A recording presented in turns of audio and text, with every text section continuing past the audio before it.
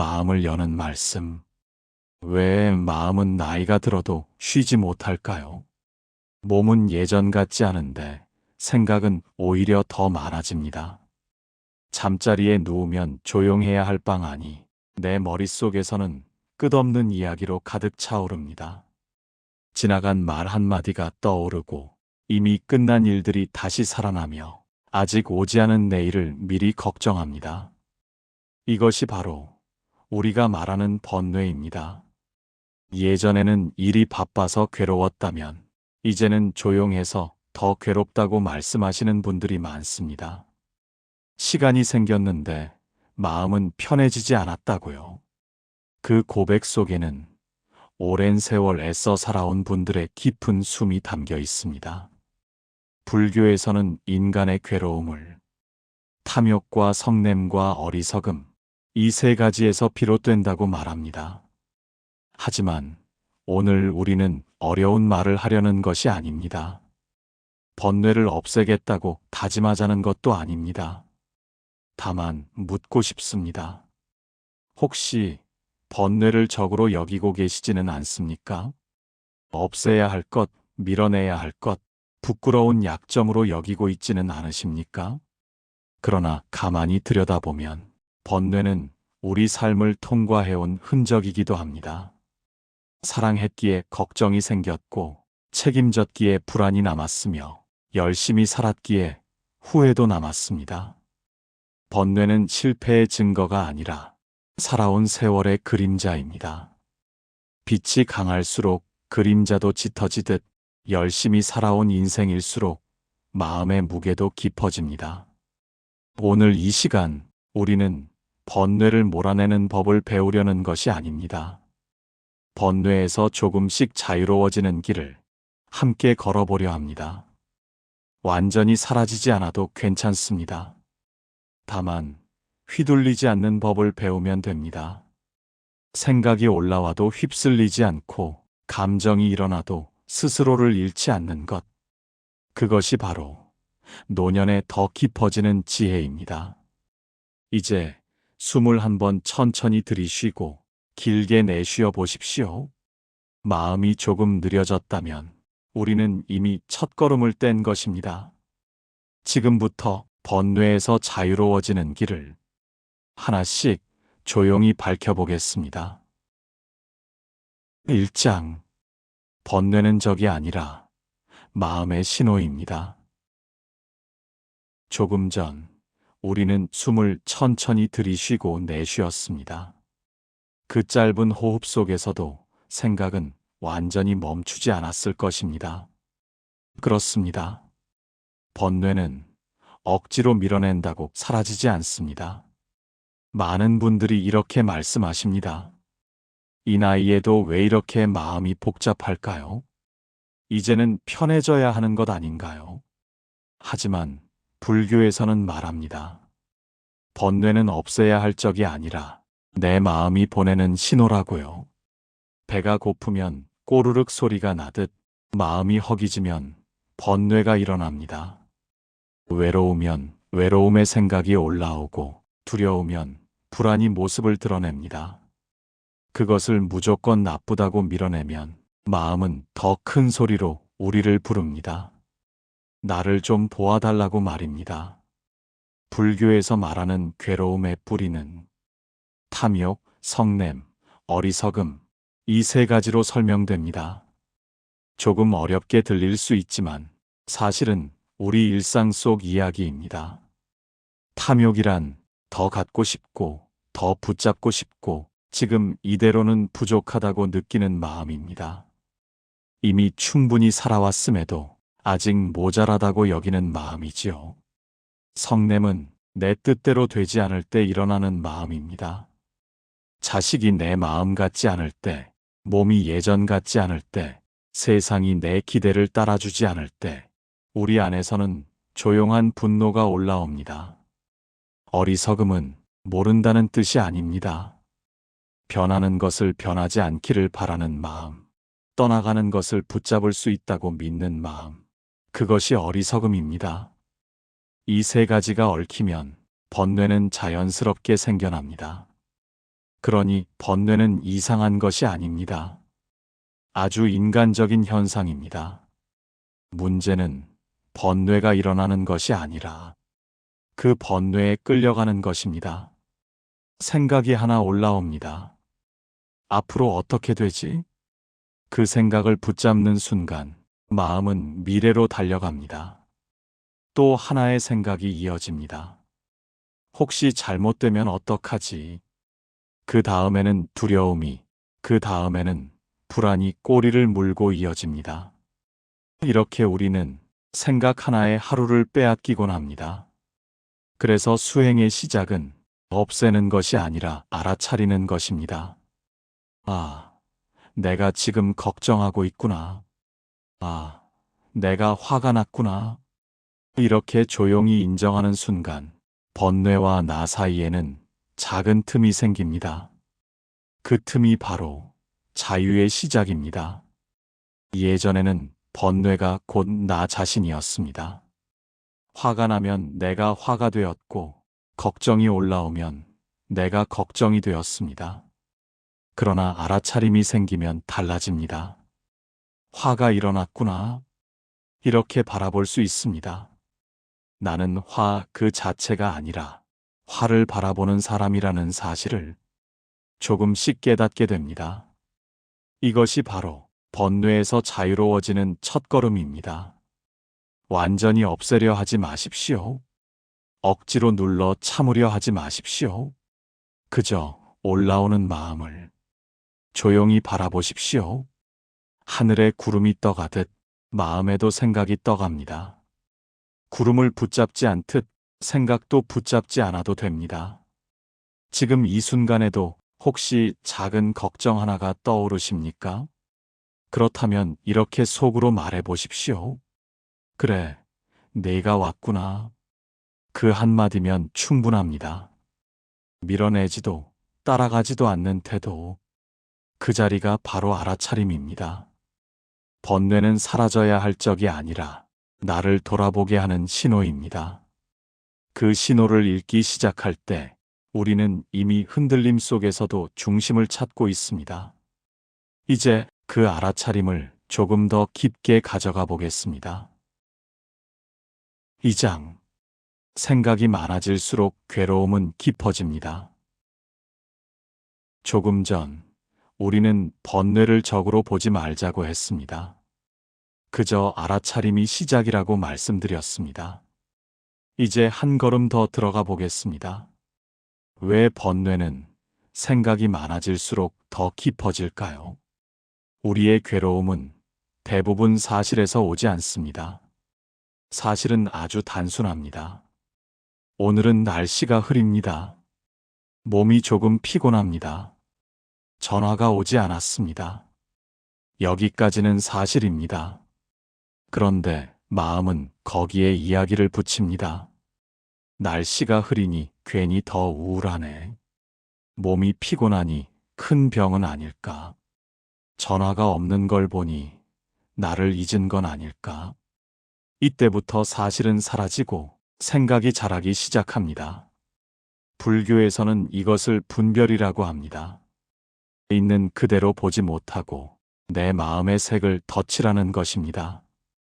전화가 오지 않은 것은 사실입니다. 그러나 나를 잊었다는 것은 생각입니다. 몸이 피곤한 것은 사실입니다. 그러나 큰 병일지도 모른다는 것은 아직 오지 않은 상상입니다. 이처럼 우리는 사실보다 생각 때문에 더 괴로워합니다. 생각은 나쁜 것이 아닙니다. 우리를 보호하기 위해 생겨난 기능입니다. 하지만 나이가 들수록 생각은 점점 과거와 미래로 더 멀리 달려갑니다. 과거를 돌아보며 그때 내가 왜 그랬을까? 그 선택만 달랐어도 후회는 이미 끝난 시간을 붙잡습니다. 또 미래를 향해 앞으로 어떻게 될까? 혹시 혼자 남게 되면 걱정은 아직 오지 않은 시간을 미리 끌어옵니다. 이렇게 우리는 지금 이 순간을 떠나 과거와 미래 사이를 오가며 삽니다. 몸은 여기 있는데 마음은 늘 어딘가에 가 있습니다. 그래서 쉬어도 쉬는 것 같지 않고 조용해도 고요하지 않습니다. 부처님께서는 과거를 쫓지 말고 미래를 바라지 말라고 하셨습니다. 이미 지나간 것은 놓아주고 아직 오지 않은 것은 당겨오지 말라는 뜻입니다. 그렇다면 우리는 어떻게 해야 할까요? 아주 거창한 수행이 필요한 것은 아닙니다. 다시 지금으로 돌아오면 됩니다. 예를 들어 지금 손에 닿는 감각을 느껴보십시오. 의자에 닿아 있는 몸의 무게, 발바닥의 온기, 숨이 들어오고 나가는 길. 그 순간에는 과거도 미래도 없습니다. 오직 지금만 있습니다. 번뇌는 대부분 시간이 만들어냅니다. 이미 끝난 시간을 붙잡거나 아직 오지 않은 시간을 걱정할 때 번뇌는 힘을 얻습니다. 그러나 지금 이 순간에는 생각이 끼어들 틈이 적습니다. 물 한 잔을 마실 때 그저 물의 온도를 느끼십시오. 산책을 할 때 발걸음 하나하나를 느껴보십시오. 누군가와 대화를 할 때 그 사람의 목소리를 온전히 들어보십시오. 이 단순한 연습이 번뇌를 약하게 만듭니다. 생각을 완전히 멈출 수는 없습니다. 하지만 생각이 사실이 아니라는 것을 알면 우리는 덜 흔들립니다. 아, 또 걱정이 시작됐구나. 이렇게 알아차리는 순간 그 생각은 이미 힘을 잃기 시작합니다. 중요한 것은 생각을 믿지 않는 연습입니다. 모든 생각이 진실은 아닙니다. 모든 걱정이 현실은 아닙니다. 우리는 종종 아직 일어나지 않은 일로 오늘의 평안을 미리 포기합니다. 그러나 지금 이 순간에 정말로 큰일이 벌어지고 있습니까? 숨은 들어오고 나가고 심장은 조용히 뛰고 있습니다.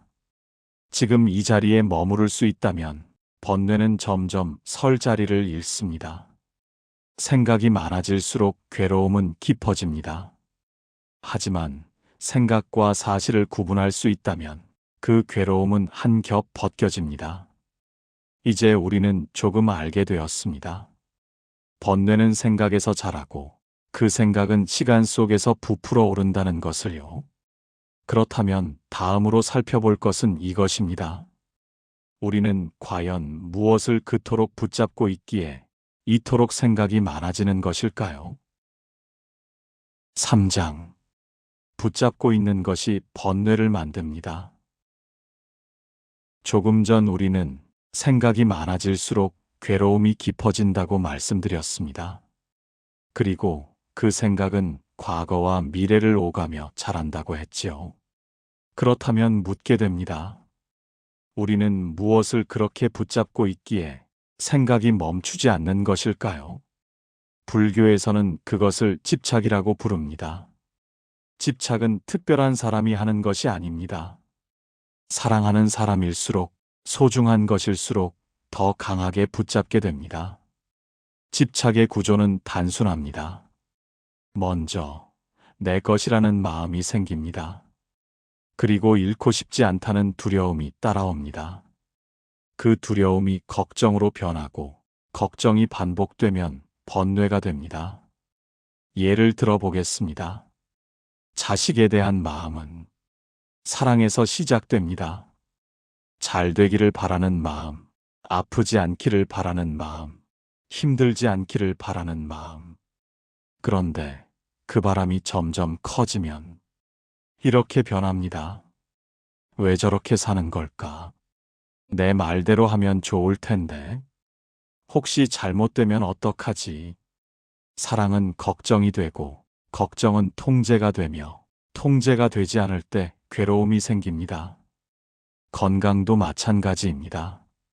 몸이 예전 같지 않으면 작은 통증 하나에도 마음이 크게 흔들립니다. 이게 큰 병은 아닐까? 혹시 수술이라도 해야 하는 건 아닐까? 아직 확인되지 않은 일까지 미리 당겨와 마음속에서 몇 번이고 겪습니다. 돈 또한 그렇습니다. 지금 당장 굶지 않아도 앞으로를 생각하면 불안이 올라옵니다.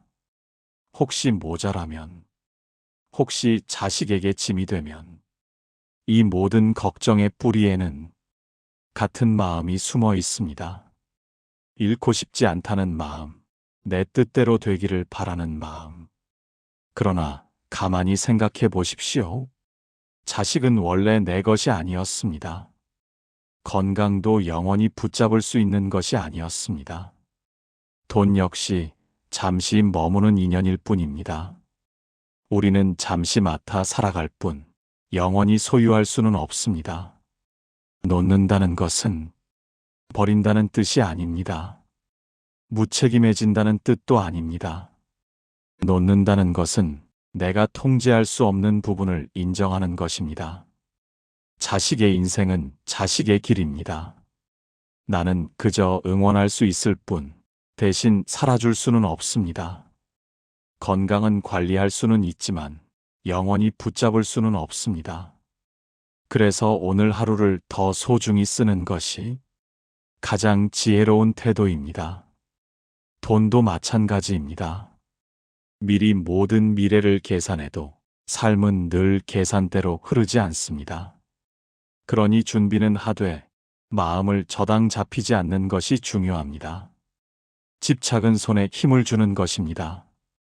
꽉 쥘수록 손은 아파옵니다. 조금만 힘을 풀어도 손은 훨씬 편안해집니다. 우리는 종종 놓으면 모든 것이 무너질 것처럼 느낍니다. 하지만 실제로는 반대입니다. 힘을 조금만 풀어도 관계는 더 부드러워지고 마음은 더 넓어집니다. 번뇌는 붙잡고 있는 만큼 자랍니다. 놓아주는 만큼 줄어듭니다. 오늘 당장 모든 것을 놓으라는 말이 아닙니다. 다만 마음속에서 반드시 이래야만 한다는 생각 하나를 조금만 느슨하게 풀어보십시오.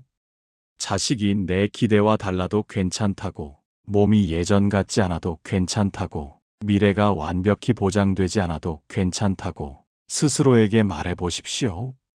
그 한마디가 집착의 매듭을 조금 느슨하게 만듭니다.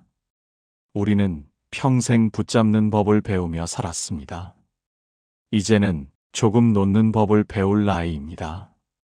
그때 비로소 번뇌는 나를 끌고 다니는 힘을 잃습니다. 그러나 여기서 또 한 가지를 살펴보아야 합니다. 붙잡음이 생각을 낳는다면 억눌린 감정은 또 다른 번뇌를 만들기 때문입니다. 4장. 감정을 억누르면 번뇌는 더 커집니다. 조금 전 우리는 붙잡고 있는 것이 번뇌를 만든다고 했습니다. 그 붙잡음은 생각에서만 일어나지 않습니다. 감정에서도 깊게 일어납니다. 특히 화와 서운함은 나이가 들수록 더 조용히, 더 오래 남습니다. 젊을 때는 금방 표현하고 금방 풀어버릴 수 있었던 감정이 이제는 말하지 못한 채 속으로 쌓입니다. 이 나이에 뭘 또 따지겠나? 그냥 내가 참고 말지. 이렇게 넘긴 감정이 사라지는 것은 아닙니다. 마음 한켠에 고여 있습니다. 겉으로는 잔잔해 보여도 속에서는 천천히 썩어갑니다. 감정을 억누른다는 것은 뚜껑을 닫아버리는 것과 같습니다. 끓는 냄비 위에 무거운 돌을 올려두는 것과 같습니다. 겉은 조용해 보이지만 안에서는 더 크게 요동칩니다. 화는 나쁜 감정이 아닙니다. 서운함도 부끄러운 감정이 아닙니다. 그저 내 마음이 상처받았다는 신호입니다. 누군가의 말이 아팠다면 그만큼 내가 기대하고 있었던 것입니다. 누군가의 행동이 서운했다면 그만큼 소중하게 여겼던 것입니다. 그러니 감정은 나의 약점이 아니라 나의 진심이 드러난 자리입니다. 문제는 감정이 아니라 그 감정을 다루는 방식입니다. 화를 억지로 누르면 겉으로는 조용해도 속에서는 계속 타오릅니다. 결국 작은 일에도 크게 폭발하거나 몸으로 나타나기도 합니다. 그래서 감정은 흘려보내야 합니다. 강물을 떠올려 보십시오. 강물은 흐르기 때문에 썩지 않습니다. 막아버리면 고이고, 고이면 탁해집니다. 감정도 마찬가지입니다. 일어나면, 아, 내가 지금 화가 났구나. 아, 서운하구나. 이렇게 인정해주는 것. 그 한마디가 물꼬를 틉니다. 억누르지 말고, 그렇다고 그대로 쏟아내지도 말고, 조용히 바라보는 것입니다. 화를 느낄 때 가슴이 뜨거워지는지, 숨이 가빠지는지, 어디가 긴장되는지 느껴보십시오. 그 감각을 바라보는 순간, 감정은 이미 조금씩 잦아듭니다. 그리고 무엇보다 중요한 것은 자기 자신에게 자비롭게 말하는 것입니다. 우리는 타인에게는 이해를 구하면서 정작 자신에게는 너무 엄격합니다. 이 나이에 왜 이렇게 속이 좁아? 그 정도 일로 왜 화가 나? 이런 말은 또 다른 상처를 남깁니다. 대신 이렇게 말해 보십시오. 그래, 그럴 수 있지. 그만큼 마음이 아팠구나. 애썼다. 자기 자신에게 건네는 이 한마디가 번뇌를 크게 줄입니다. 부처님께서는 자비를 남에게만 베풀라고 하지 않으셨습니다. 자기 자신에게도 자비로워야 한다고 가르치셨습니다. 내 감정을 부정하지 않고 있는 그대로 인정하는 태도. 그것이 바로 자비입니다. 화를 없애려 하지 마십시오. 서운함을 부끄러워하지 마십시오. 다만 그 감정이 나를 삼키지 않도록 조용히 바라보십시오. 감정은 파도와 같습니다.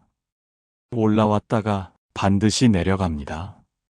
우리가 할 일은 파도를 없애는 것이 아니라 파도에 휩쓸리지 않는 법을 배우는 것입니다. 그렇게 감정을 흘려보낼 수 있을 때 번뇌는 더 이상 깊어지지 않습니다. 그러나 또 하나의 뿌리가 남아 있습니다. 우리 마음을 조용히, 그러나 끈질기게 흔드는 것. 바로 남과 나를 비교하는 마음입니다. 5장. 비교는 번뇌를 자라게 하는 가장 빠른 길입니다. 감정을 흘려보내는 법을 조금 알게 되었을 때 우리를 다시 흔드는 것이 있습니다. 바로 비교입니다. 노년의 비교는 더 조용하고 더 깊습니다. 누구는 자식이 잘 됐다더라. 누구는 아직도 건강하다더라. 누구는 노후가 넉넉하다더라. 그 말을 듣는 순간 내 삶이 작아 보이기 시작합니다. 그러나 남의 삶은 겉모습만 보입니다. 그 안의 사정과 눈물은 보이지 않습니다. 우리는 결과만 보고 과정은 보지 못합니다. 비교는 내 삶의 가치를 남의 기준에 맡기는 일입니다. 그 순간 마음의 주인이 바뀝니다. 돌아보십시오. 지금까지 걸어온 길은 누구와도 같지 않은 오직 당신의 길이었습니다. 이미 충분히 애썼고 충분히 견뎌왔으며 충분히 사랑하며 살아왔습니다. 남의 삶이 아니라 나의 삶으로 돌아올 때 번뇌는 힘을 잃습니다. 인정하십시오. 나는 이미 잘 살아온 사람입니다. 6장.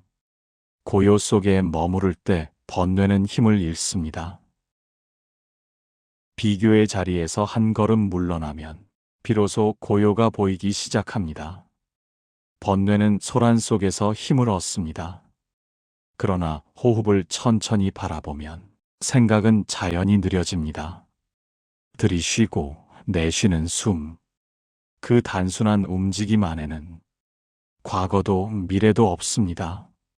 불교에서는 이것을 본래 마음이라 말합니다.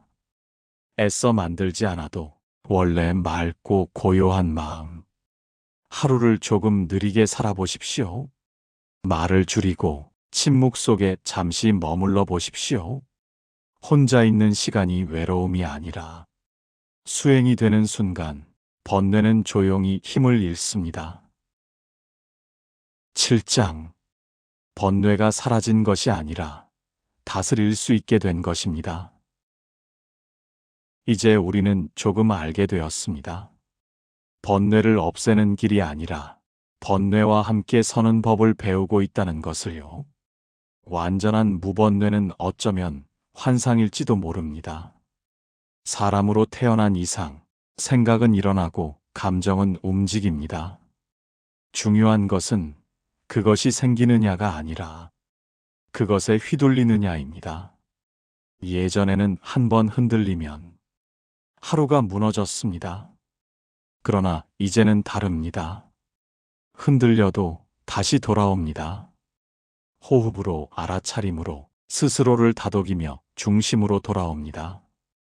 이 다시 돌아오는 힘이 바로 노년의 지혜입니다. 번뇌가 사라진 것이 아니라 번뇌를 다스릴 수 있게 된 것. 그것이야말로 오랜 세월을 통과해온 사람만이 얻는 깊은 자유입니다. 오늘의 등불을 덮으며 오늘 우리는 번뇌와 함께 살아가는 법을 조용히 살펴보았습니다. 생각이 많아 괴롭고 감정이 깊어 마음이 무겁던 순간에도 그 모든 것이 나를 향한 신호였다는 것을 배웠습니다. 번뇌는 사라지는 것이 아닙니다. 그 대신 바라보고 느끼고 다스리는 힘을 길러주는 동반자입니다.